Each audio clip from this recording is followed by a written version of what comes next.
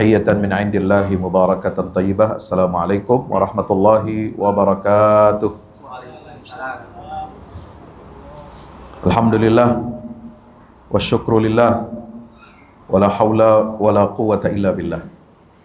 Subhanaka la ilma lana illa ma 'allamtana innaka antal alimul hakim. Rabbi zidni ilma warzuqni fahma. Qala Allah Ta'ala fi kitabihil karim wa huwa asdaqul qailin. A'udzu billahi minasyaitonir rajim. Inna anzalnahu fi lailatul qadr wa ma adraka ma lailatul qadr.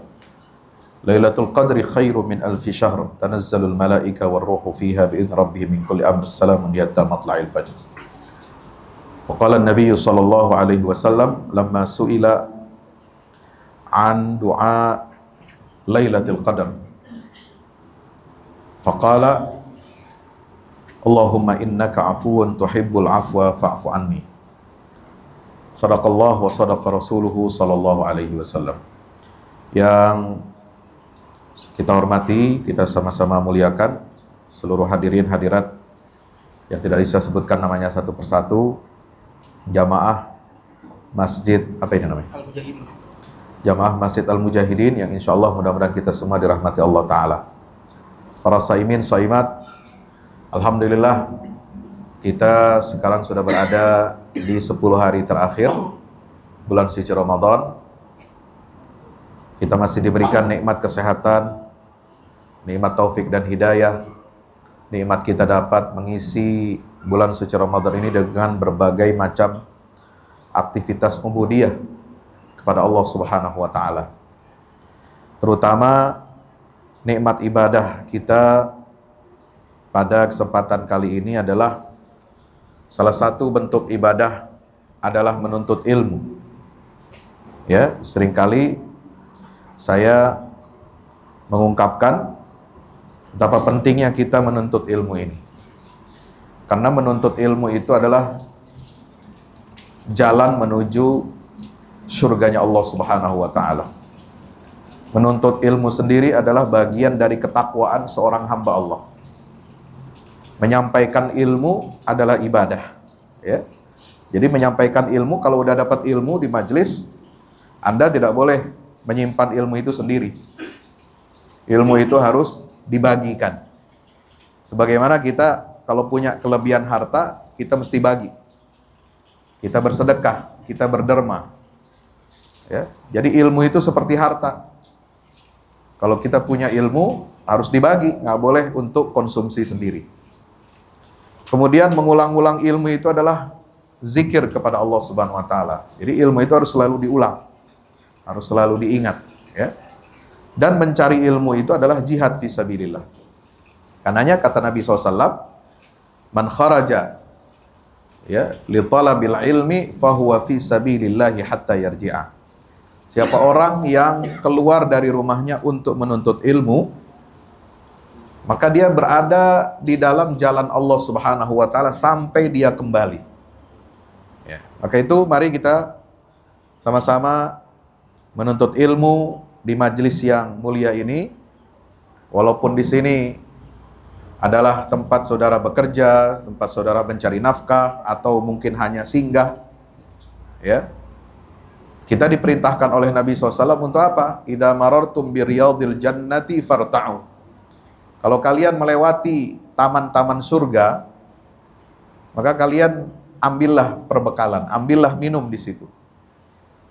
Lalu para sahabat bertanya, taman surga di dunia emang ada ya Rasulullah? Ada. Kata Nabi, hiya majalisul ilmi wa dzikr. Taman surga itu yang ada di dunia itu bukan taman surga seperti di akhirat nanti. Tapi taman surga yang ada di dunia adalah majelis-majelis tempat kita duduk untuk menuntut ilmu dan berzikir kepada Allah Subhanahu wa taala. Hadirin dirahmati Allah, siang ini kajian kita saya akan membahas sosok dua orang nabi. Dua orang nabi ini enggak terkenal. Ya. Tidak disebutkan namanya dalam Quran.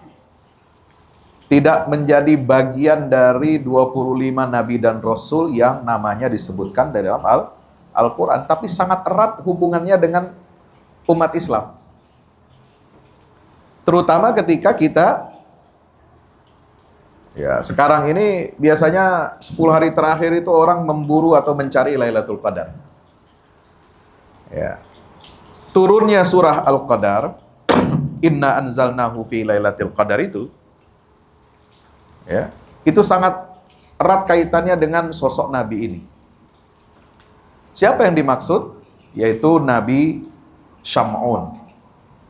Kalau dalam tradisi Taurat, dalam agama Yahudi, itu dikenal nama sosok Syam'un ini dengan istilah Samson atau Simpson. Ya, makanya ada film kan, zaman dulu itu. Ya, Samson and Delilah. Nah, lalu kemudian diplesetin sama Bunyamin Sueb jadi Samson Betawi. Ya, sosok yang kuat, ya, kekar, ya, tahan bacok, tahan apa itu? Pokoknya anti peluru, anti macam-macam dah. Ya, sakti mandraguna. Itu memang sosok itu ada di zaman Bani Israel. Dan ini yang menjadi sebab turunnya ayat atau surat Al-Qadar. Jadi dalam kitab Asbabun Nuzul, karangan Imam Al-Wahidi yang hidup pada abad 5 Hijriah, dan di kitab Lubabun Nuqul fi Asbabin Nuzul yang dikarang atau ditulis oleh Imam Jalaluddin As-Suyuti, ulama abad ke-10 Hijriah, itu dinukilkan riwayat dari Imam Ibnu Abi Hatim. Ya, bahwasanya Nabi SAW pernah didatangi oleh malaikat Jibril, dan Jibril menceritakan sosok Nabi yang namanya Syam'un ini. Kalau di Banten itu ada pahlawan nasional, itu namanya Kiai Syam'un.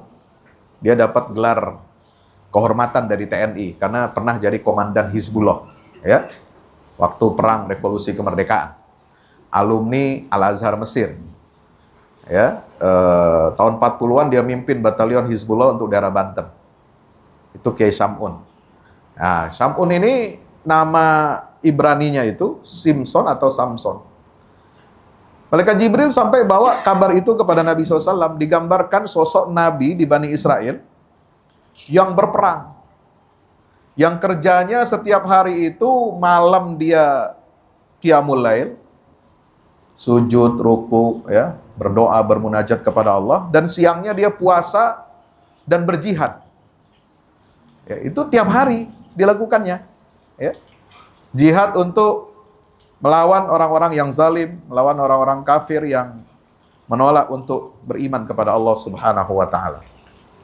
Ya.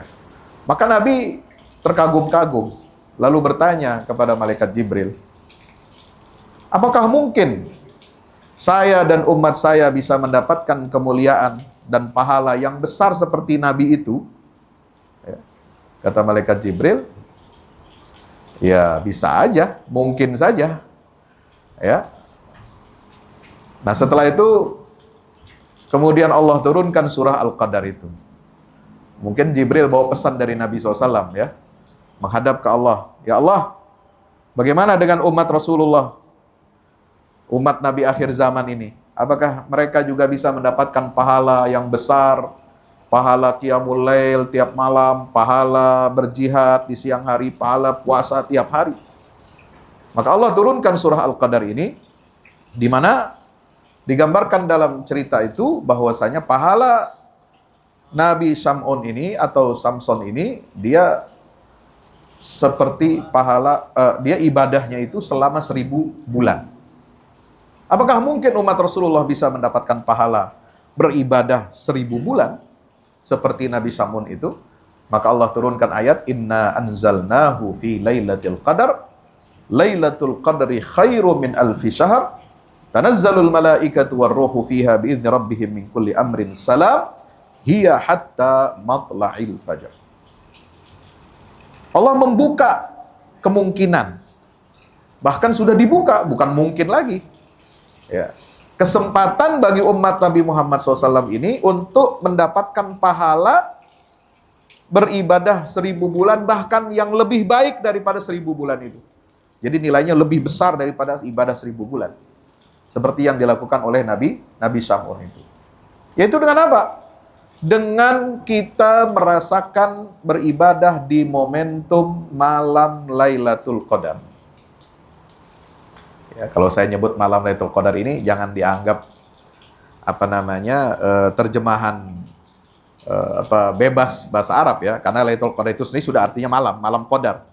Cuma bahasa Indonesia kan biasa kita nyebut malam, nah, istilah aslinya Lailatul Qadarnya disebutkan pula gitu kan. Jadi kalau diterjemahkan letterlek, malam Qadar gitu. Enggak, sebenarnya malamnya cuma satu. Jadi Lailatul Qadar itu kapan? Ya adanya di bulan Ramadan. Ya, itu berdasarkan hadis Nabi SAW yang sahih mutawatir. Fihi lailatun khairun min alfi syahr, kata Nabi SAW. Di dalam bulan Ramadan itu ada satu malam yang nilai ibadah di malam itu lebih baik daripada ibadah 1000 bulan lamanya. Man hurimaha faqad haramaha, faqad hurim. Siapa orang yang luput, ya, tidak mendapatkan kemuliaan Lailatul Qadar itu, maka dia sungguh orang yang miskin, ya, orang yang mahrum, orang yang tidak mendapatkan rahmat dari Allah Subhanahu Wa Taala. Padahal apa? Kesempatan itu terbuka lebar tapi nggak digunakan. Nah, kapan Lailatul Qadar? Ulama berbeda pendapat, ya. Tetapi yang jelas kata Nabi SAW, itu adanya di 10 malam terakhir Ramadan dan di malam yang ganjil. Bisa malam 21, bisa 23, bisa 25, bisa 27, bisa 29. Ya, kalau di Indonesia ini sekarang Lailatul Qadarnya tiap malam. Ya kan? Kenapa? Awal puasanya beda-beda. Ya, jadi ada yang udah malam 21, ada yang besoknya malam 21 kan begitu ya. Jadi tiap malam ini Lailatul Qadar kita. Ya, insya Allah. Nah, tapi kalau merujuk kepada pendapat sahabat Ibnu Abbas radhiyallahu anhu ketika ditanya, kapan Lailatul Qadar? Nah, beliau ini mengambil kesimpulan, mengambil kesan dari ayat atau surat Al-Qadar itu dihitung. Inna anzalnahu fi lailatul qadar, lailatul qadri khairum min alfi syahr. Sampai salamun hiya hatta matla'il fajr, itu adalah kata salamun hiya itu, hiya Lailatul Qadar itu adalah itu kata, suku kata yang ke-27 dalam urutan surah Al-Qadar. Maka dia mengambil kesimpulan bahwa malam 27 itu dipastikan malam 27 Ramadan. Ya, bukan malam yang lainnya. Nah, ini pendapat Ibnu Abbas, ya. Tapi memang seringnya, ya, kalau sering kita bicara sering, ulama itu memang biasanya menyatakan bahwa tanda-tanda Lailatul Qadar sebagaimana disebutkan Nabi itu memang seringnya hampir tiap tahun itu terjadi pada malam 27 Ramadan, sebagaimana pendapatnya Abdullah bin Abbas dan diterima oleh jumhur ulama. Jadi Nabi ini nggak terkenal, tapi dalam kehidupan umat Islam itu sangat erat gitu. Tiap tahun kita memburu Lailatul Qadar, tapi kita nggak kenal siapa nabinya yang menjadi latar belakang adanya Lailatul Qadar. Untuk apa? Memuliakan umat Rasulullah Sallallahu Alaihi Wasallam di akhir zaman. Ya. Untuk apa kita mendapatkan pahala ibadah yang lebih baik nilainya daripada ibadah 1000 bulan? Ya, untuk mengejar ketertinggalan kita, kekurangan kita, ya. Usia kita juga, umurnya umat Nabi Muhammad itu kan pendek-pendek. Rasulullah aja umurnya cuma 63 tahun, gitu. Nah, umatnya kata Nabi antara 60 sampai 70 tahun. Jarang ya, umat Nabi yang umurnya panjang, ya. Lebih dari 80 tahun seperti 1000 bulan itu, 83 tahun itu jarang. Ya, hanya orang-orang pilihan aja itu. Apalagi usia sampai 100 tahun itu bisa dihitung dengan jari. Ya. Makanya itu kesempatan diberikan oleh Allah Subhanahu wa taala untuk kita memperbaiki diri, ya, kualitas ibadah kita bisa menyamai kualitas umur kita yang baik selama 83 tahun. Nabi yang kedua yang jarang diketahui oleh umat Islam ini adalah, dan berkaitan erat dengan kehidupan umat Islam di akhir zaman, adalah Nabi yang bernama Yusha bin Nun. Nabi Yusha bin Nun ini disebutkan Tidak ada namanya disebutkan dalam Al-Quran. Tapi para ahli tafsir semua sepakat. Ketika ada cerita dalam Quran ya tentang bagaimana Allah perintahkan Bani Israel untuk masuk ke Ardul Muqaddasah di surat Al-Maidah ayat 21, ya qaumi dukhulul ardal muqaddasata allati kataballahu lakum wa la tartaddu ala adbarikum fatanqalibu khasirin. Kemudian sampai ayat berapa itu? 29 kali ya, apa 30 gitu. Nah, itu kan Allah perintahkan Bani Israel setelah selamat dari kejaran Fir'aun, masuklah kalian ke negeri yang disucikan, itu Baitul Maqdis. Tapi Bani Israel ini nggak mau, nggak menolak. Nggak mau masuk dengan apa? Dengan usaha, dengan jihad, dengan qital, nggak mau. Mereka maunya apa? Santai-santai, ya, ongkang-ongkang kaki, ya, nggak mau berusaha, nggak mau berkeringat, ya, nggak mau berjuang. Sampai mereka dengan lancang mengatakan, idhab anta wa rabbuka faqatila innaha huna qa'idun. Wahai Musa, engkau saja yang pergi. Ya. Engkau saja pergi ya berjihad itu.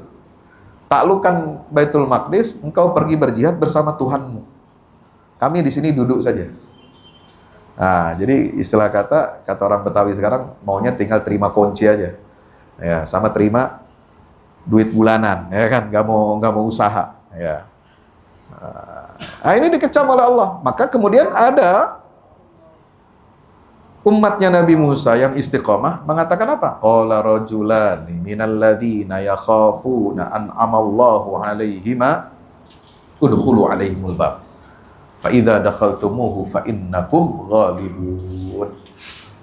Ada dua orang muridnya Nabi Musa yang mengatakan, ya, udkhulu 'alaihimul bab. Sebenarnya kalian itu bisa menaklukkan Baitul Maqdis dengan usaha. Meskipun usaha itu agak ringan. Bagaimana caranya? Udkhulu 'alaihimul bab. Masuklah kamu ke lewat pintu itu. Fa idza dakhaltumu fa innakum ghalibun. Kalau kalian mau berusaha, mau melangkahkan kaki untuk sampai ke pintu itu, maka kalian akan masuk dalam keadaan apa? Menang. Nah, ulama mengatakan, ahli tafsir mengatakan, rajulani di situ termasuk salah satunya orang yang disebut dalam Al-Quran yang mengatakan kalimat itu, yang mendukung Nabi Musa alaihissalam, yang mendukung perintah Allah agar dilaksanakan oleh Bani Israel, itu adalah Yusha bin Nun. Itu yang pertama di dalam surah Al-Maidah. Yang kedua, ketika dalam Al-Quran Anda baca surat Al-Kahfi, ya. Anda setiap hari Jumat baca nggak surat Al-Kahfi? Hah? Baca ya? Sunnah tuh, sunnah Nabi. Ya, sunnah Nabinya baca surah Al-Kahfi. Ya, itu ada kisah apa? Nabi Musa dan Khidir. Ya, di dalam ayat Al-Quran itu siapa yang menemani Musa mencari Nabi Khidir itu? Itu seorang anak muda. Qala Musa li fatahu. Ya kan? Ada dua. Atina ghada'ana laqad laqina min safarina hadza nasaba. Qala Musa li fatahu ila abrahu hatta ablugha majma'al bahraini aw amdi huquba. Ingatlah ketika Nabi Musa itu berkata kepada pemudanya, pelayannya. Itu siapa? Asistennya Nabi Musa ini. Ya, yang bawain logistik, yang bawain makanan, yang bawain bajunya Nabi Musa selama bepergian itu. Itu adalah Yusha bin Nun. Semua ulama sepakat. Ya. Apa kata Nabi Musa? La abrahu, saya tidak akan tinggal diam. Saya tidak akan balik badan, saya tidak akan meninggalkan tempat ini hatta ablugha majma'al bahrain, sampai betul-betul saya tiba mencapai pertemuan dua laut atau dua samudra. Untuk menemui siapa? Khidir alaihissalam atas perintah Allah Subhanahu wa ta'ala. Au amdiyahu quba. Atau kalau saya nggak bertemu dengan orang yang disebutkan oleh Allah, ya, maka saya akan terus berjalan walaupun sampai bertahun-tahun. Saya harus sampai dapat menemui hamba itu. Nah, ini tekad orang yang ahli ilmu begitu. Kalau belajar itu, ya dia nggak cengeng, ya. Menuntut ilmu tuh nggak boleh cengeng. Nggak boleh instan, nggak boleh pengen cepet jadi, ya.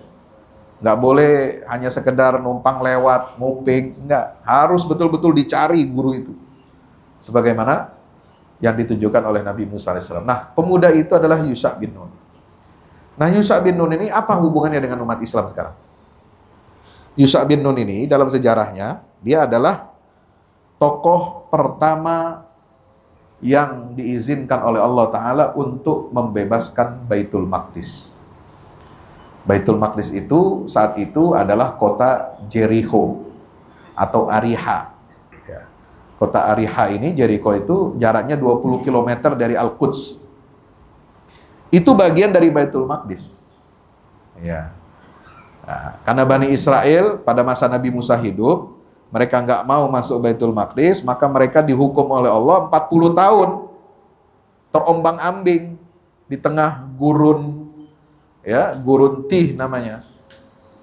Itu para ulama menafsirkan itu adalah untuk mengganti sebuah generasi. Ya, generasi kalau udah rusak harus diganti dan butuh waktu 40 tahun. Setelah Nabi Musa wafat, digantikan oleh Yusha bin Nun. Allah menunjuk Yusha bin Nun ini sebagai nabi, sebagai rasul, pengganti Nabi Musa alaihissalam untuk memimpin Bani Israel. Ya. Maka beliau berusaha untuk apa? Meneruskan usaha Nabi Musa untuk masuk ke dalam Baitul Maqdis itu. Dan dia lakukan itu.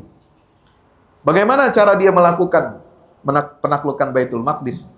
Dia kumpulkan pasukan Bani Israel dan mengatakan apa? Ada 3 syarat. 3 syarat pasukan yang boleh ikut dalam perang jihad ini, menaklukkan Baitul Maqdis itu 3 syarat. 1, nggak boleh ada orang laki-laki yang baru nikah, yang baru kawin, ya, belum menggauli istrinya, nggak boleh ikut. Kenapa? Takut di tengah jalan, ya, dia kangen atau pengen bergaul, berhubungan sama istrinya yang baru dinikahi. Itu nggak boleh. Jadi apa? Orang berjihad itu nggak boleh mikirin dunia. Harus sudah selesai urusan keluarga itu. Yang kedua, nggak boleh ikut dalam jihad ini adalah orang yang sedang membangun rumah, atapnya belum beres. Ya. Kemudian kalau dia ikut jihad, ya dia kepikiran, atapnya bocor lah, inilah, takut masuk maling lah, macam-macam. Ya, akhirnya bubar konsentrasinya. Yang ketiga, nggak boleh ikut dalam jihad ini adalah orang yang punya unta atau kambing atau apapun itu hewan ternak, sapi, ya, dan lain sebagainya. Sementara hewan ternak itu sedang hamil dan dia sedang menunggu kelahirannya. Ya, zaman dulu kan begitu. Ya, hewan ternak hamil, ya, mau punya anak itu kan aset, ditungguin nama yang punya hewan ternak itu. Nah, nggak boleh itu. Jadi 3 jenis orang ini nggak boleh ikut dalam perjuangan merebut Baitul Maqdis. Kenapa? Khawatir itu akan mengganggu konsentrasi. Maka lalu beliau ini setelah mengumpulkan pasukan, ya, terdiri dari apa? Pasukan yang tidak memiliki kesibukan-kesibukan duniawi. Maka kemudian dia berjuang melawan kaum yang zalim, kaum kafirun, ya, untuk membebaskan Baitul Maqdis ini sampai pada waktu asar, udah mau dekat maghrib, belum juga bisa ditaklukkan Baitul Maqdis ini, belum bisa dikalahkan musuh ini. Kemudian apa? Dia berdoa kepada Allah Subhanahu wa taala sambil memandang apa? Memandang matahari. Hei matahari, kamu itu hamba Allah. Diperintah sama Allah. Saya juga hamba Allah, diperintah sama Allah. Kamu diperintah Allah untuk jalan, ya, berotasi mengelilingi porosnya dan bumi ini mengikuti kamu. Ya kan? Maka kata siapa? Nabi Yusha bin Nun ini, saya juga diperintahkan oleh Allah untuk berjuang jihad di Baitul Maqdis. Sebelum maghrib saya harus menaklukkan ini. Diperintahkan sama Allah. Maka dia bilang, minta sama Allah, ya Allah, hentikan matahari itu, ya, sejenak. Supaya apa? Sebelum terbenam matahari, kami sudah bisa membebaskan Baitul Maqdis. Itu matahari berhenti, Pak. Ya, nggak jalan dia. Itu sempat itu dalam sejarah. Satu-satunya nabi yang punya mukjizat bisa menghentikan matahari nggak jalan. Ya, nggak berputar di porosnya. Ya. Nah ini kan ajaib itu. Nah itu benar-benar terjadi. Memang disebutkan dalam hadis sahih. Ya, dalam Sahih Muslim, Sahih Bukhari itu ada. Ya. Maka kemudian dengan izin Allah Ta'ala, dengan kesungguhan, nah, mereka akhirnya bisa membebaskan Baitul Maqdis. Nah, apa pelajarannya? Ya, sekarang ini kita umat Islam sedang menghadapi masalah dijajahnya ya, negeri Palestina dan Baitul Maqdis oleh segerombolan Yahudi Zionis. Ya. Yang mereka ini berbuat kerusakan yang luar biasa, ya, membunuhi, menghancurkan, melakukan agresi. Ya, sampai sekarang aja nanti kita dengarkan bagaimana beliau nanti akan menyampaikan data-data tentang korban perang di Gaza dan apa yang diharapkan oleh rakyat Gaza dari kita umat Islam di Indonesia. Maka mari di bulan Ramadan ini, di penghujung Ramadan, di waktu terbaik, di 10 hari terakhir Ramadan, ya, kita gunakan sebaik-baiknya untuk apa? Satu, perbanyak ibadah. Yang kedua, perbanyak tilawatil Quran. Yang ketiga, perbanyak doa. Doanya apa? Aisyah istri Nabi bertanya pada Rasulullah, "Ya Rasulullah, kalau saya dapat Lailatul Qadar, itu doa apa yang terbaik yang saya ucapkan? Yang saya mohon kepada Allah?" Maka Nabi mengajarkan doa, "Allahumma innaka afuwun tuhibbul afwa fa'fu anni." Ya Allah, Engkau adalah yang maha pemaaf, maha pengampun. Ampunilah dosa-dosa aku, karena Engkau sebaik-baik yang maha mengampuni dosa. Nah, yang keempat apa sebaik-baik amalan di Lailatul Qadar, di 10 hari terakhir, itu bersedekah. Ayyus sadaqati afdal? Nabi ditanya, sedekah apa yang paling utama ya Rasulullah? Maka beliau menjawab, sedekah fi Ramadan, yaitu sedekah di bulan suci Ramadan. Kalau kita bersedekah di akhir penghujung Ramadan, di malam-malam ganjil, di Lailatul Qadar, maka pahalanya juga luar biasa. Berarti pahalanya lebih baik daripada pahala bersedekah selama 1000 bulan. Nah, ini ada saudara kita dari Gaza membutuhkan pertolongan kita. Mari kita bantu dan kita dengarkan paparan dari beliau, kabar dari Gaza. Falyatafaddal mashkuran. Bismillahirrahmanirrahim. Wassallallahu wasallam ala rahmatil alamin Muhammad sallallahu alaihi wasallam. Amma ba'd. يقول نبينا صلوات ربي وسلامه عليه: لا تزال طائفة من أمتي على الحق ظاهرين لعدوهم قادرين لا يضرهم من خالفهم ولا من خذلهم حتى يأتي أمر الله وهم كذلك. قيل أين هم يا رسول الله؟ قال في بيت المقدس وأكناف بيت المقدس. Bismillahirrahmanirrahim. Kata Syekh menyampaikan hadis Nabi SAW. Jadi suatu ketika, suatu hari Nabi SAW pernah bersabda, akan ada sebagian dari umatku nanti, itu mereka akan senantiasa dalam kebenaran. Kemudian mereka ini tidak takut kepada musuh-musuh mereka. Tidak akan bisa dihancurkan, tidak akan bisa dilunturkan oleh orang-orang yang membenci mereka. Dan mereka akan seperti itu terus, Pak, sampai hari kiamat. Umat ini akan seperti itu terus sampai hari kiamat. Kemudian sahabat bertanya, mereka ini siapa Rasulullah? Siapakah orang-orang yang sangat teguh ini yang kau katakan ini? Di mana mereka? Kata Rasulullah SAW, mereka ada di Baitul Maqdis dan sisi-sisi Baitul Maqdis.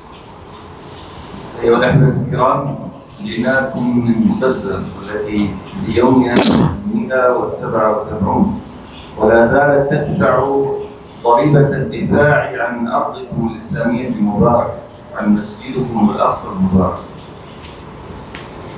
Kami datang dari Gaza, sekarang sudah hari ke-177, Pak. Gaza sudah memberikan para syuhadanya kepada kita. Yang kita lihat di media itu bagaimana para Zionis Israel itu mencoba menghancurkan Gaza, tapi Gaza dengan tubuhnya, dengan kuatnya mereka memberikan perjuangannya sehingga banyak sekali para syuhada. وفي هذا قدمت غزة في يومها 177 أكثر من 32,000 من الشهداء. تدمر من قطاع غزة أكثر من 70% من مستشفياته ومدارسه ومرافقه. Sampai hari ini Pak, sampai detik ini Gaza sudah memberikan 32.000 syuhada. 32.000 orang telah gugur membela Palestina. 70% infrastruktur hancur, rumah sakit, sekolah-sekolah, fasilitas umum, dan yang lainnya. ولكننا رغم كل هذا الألم إلا أننا لم نأتيكم منكسرين مهزومين، ولكن جئناكم برسالة العزة والصمود، ونقول لكم ونطمئنكم أن إخوانكم في غزة لا زالوا بخير صابرين محتسبين في سبيل الله تعالى. Dengan apa yang kita lalui, kita datang ke sini tidak dengan jiwa yang hancur, kita tidak dengan jiwa yang putus asa, tapi kita datang ke sini mengabarkan kepada kalian semua bahwasanya kita itu baik-baik saja. Tapi tentu kita juga, saudara kalian di Gaza, membutuhkan doa-doa kalian. يقول نبينا في حديث آخر: مثل المؤمنين في توادهم وتراحمهم وتعاطفهم كمثل الجسد الواحد إذا اشتكى منه عضو تداعى له سائر الجسد بالسهر والحمى. Kata Nabi SAW, orang mukmin itu Pak, dengan mukminnya, dengan saudaranya, itu permisalannya seperti satu jasad, seperti satu badan. Kalau misalkan ada yang sakit, pasti yang lainnya juga ikut merasakan sakit. Misal nih Pak, Bapak sakit gigi, yang sakit kan bukan cuma gigi doang Pak, kepala pusing, ya, perasaan kesel, pasti yang lain juga ikut merasakan. Itulah dia Pak, permisalan seorang mukmin dengan mukmin yang lainnya. Saudara kita di Gaza sana sedang menderita, sedang terkena serangan, kita juga harus merasakan Pak, harus merasakan ikut menderita. Saudara kita tuh lagi diserang loh. وإن إخوانكم في غزة يحتاجون أولا إلى دعائكم، فالدعاء عبادة نتقرب بها إلى الله، ثم ثانيا إلى صدقاتكم التي ستنزل كالبلسم على قلوبهم وتداوي جراحهم. Kami dari Palestina, dari Gaza itu sangat-sangat membutuhkan pertama doa dari kita semua. Karena doa itu adalah senjata orang mukmin, Pak. Senjata itu adalah ibadah yang bisa mendekatkan diri kepada Allah Subhanahu wa taala. Itu yang pertama, Pak. Dengan berbagai kejadian yang menimpa saudara-saudara kita, mereka sangat-sangat membutuhkan yang pertama doa. Kemudian yang kedua, saudara-saudara kita di Gaza mengharapkan bantuan dari Bapak Ibu sekalian berupa donasi atau yang lainnya. Untuk apa Pak? Untuk pengobatan orang-orang yang terluka, pembangunan posko-posko, berbagai fasilitas. Ya, sekarang mereka itu kan sudah makan aja susah Pak. Alhamdulillah banyak bantuan gitu. Jadi kata Syekh tadi, kami mengharapkan bantuan dari bapak-bapak sekalian untuk saudara-saudara kita di Gaza. ورسولنا صلوات ربي وسلامه عليه يقول في حديث آخر: المسلم أخو المسلم لا يظلمه ولا يسلمه أي لا يتركه للأعداء. Di hadis yang lain, Nabi SAW bersabda, seorang Muslim kepada saudaranya itu, pertama, dia tidak akan menzolimi saudaranya. Dia tidak akan berbuat zolim kepada saudaranya.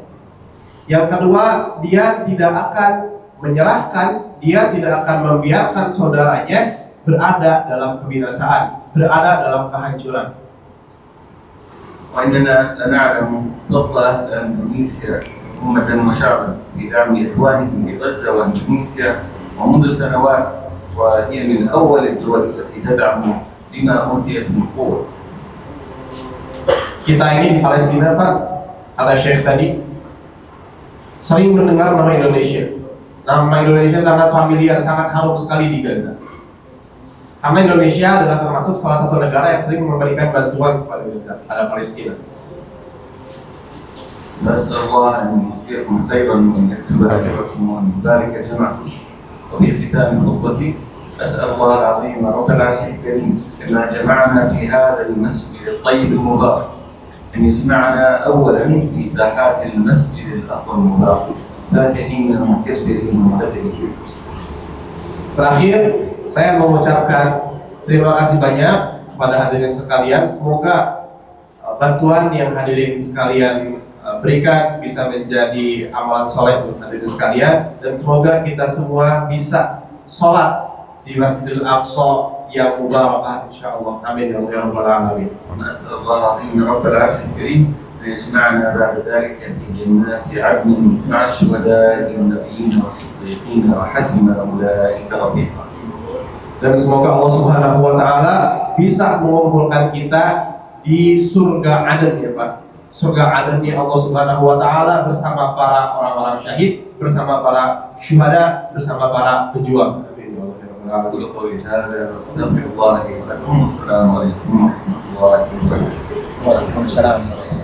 Terima kasih kepada tim Bagi Foundation. Silakan Bapak Ibu yang ingin bersedekah untuk mendapatkan Lailatul Qadar di penghujung Ramadan. Dan sebelum kita tutup majelis kita ini, saya juga membawa beberapa buku yang terkait tema Baitul Maqdis ya. Perjuangan umat Islam untuk meruntuhkan Zionis dan merebut Baitul Maqdis. Ini buku baru diterbitkan, baru dicetak. Saya tulis selama 6 bulan terakhir sejak peristiwa Badai Al-Aqsa di Gaza, Palestina. Ya, ada kurang lebih 490 halaman. Motret masalah Palestina ini dari 3 bagian. Pertama, mengenal siapa musuh kita, bagaimana karakter Yahudi dalam Al-Quran. Yang kedua, menyalakan kepedulian kita kepada Baitul Maqdis. Kita harus punya ilmu yang benar agar kita tergerak untuk membebaskan Baitul Maqdis. Dan yang ketiga adalah menyiapkan generasi baru yang memiliki kemampuan dan tekad untuk membebaskan Baitul Maqdis. Itu saja yang dapat kami sampaikan, mudah-mudahan bermanfaat. Mari kita tutup dengan hamdalah dan kafaratul majlis. Alhamdulillahirabbil alamin. Subhanakallahumma bihamdika asyhadu an la ilaha illa anta astaghfiruka wa atubu ilaik. Wassalamualaikum warahmatullahi wabarakatuh.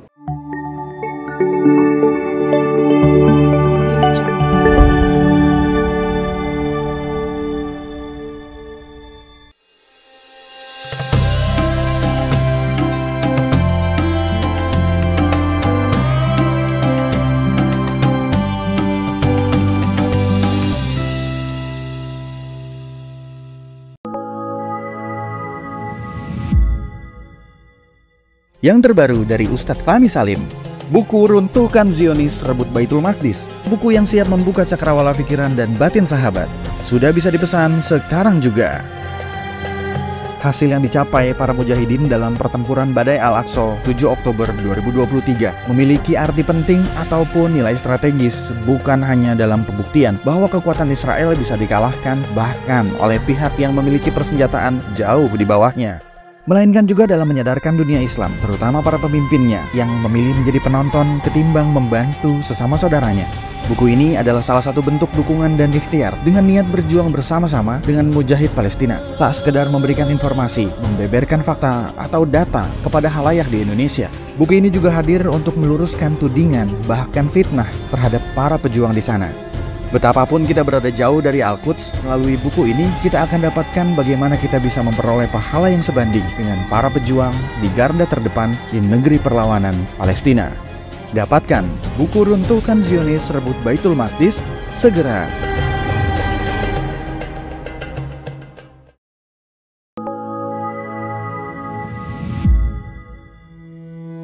Yang terbaru dari Ustadz Fahmi Salim, 2 buku tentang parenting Qurani dan jihad membela Baitul Maqdis. Buku Wahai Anakku, Benahi Adabmu, Bersihkan Hatimu, buku yang siap membuka cakrawala pikiran dan batin sahabat. Buku Wahai Anakku Benahi Adabmu Bersihkan Hatimu disusun dengan mengambil inspirasi dari buah pena Imam Al-Ghazali, Ayyuhal Walad. Buku ini diformat dengan dialog orang tua pada anaknya. Meski begitu, dialog ini bisa dibaca secara umum bagi para calon orang tua untuk anak-anaknya kelak. Bentuk dialog kami dapati banyak dipakai dalam kisah-kisah di Al-Quran ketika menerangkan soal pengasuhan. Misalnya antara Nabi Ibrahim dan Nabi Ismail atau Luqman dan putranya. Hadirnya buku ini semoga menjadi penambah keilmuan kita agar tidak salah dalam membentuk generasi penerus yang menjadi pewaris amal jariah kita. Meninggalkan mereka, anak-anak kita sebagai investasi amal soleh yang akan terus mengalir kepada kita. Dapatkan buku Wahai Anakku Benahi Adabmu Bersihkan Hatimu segera.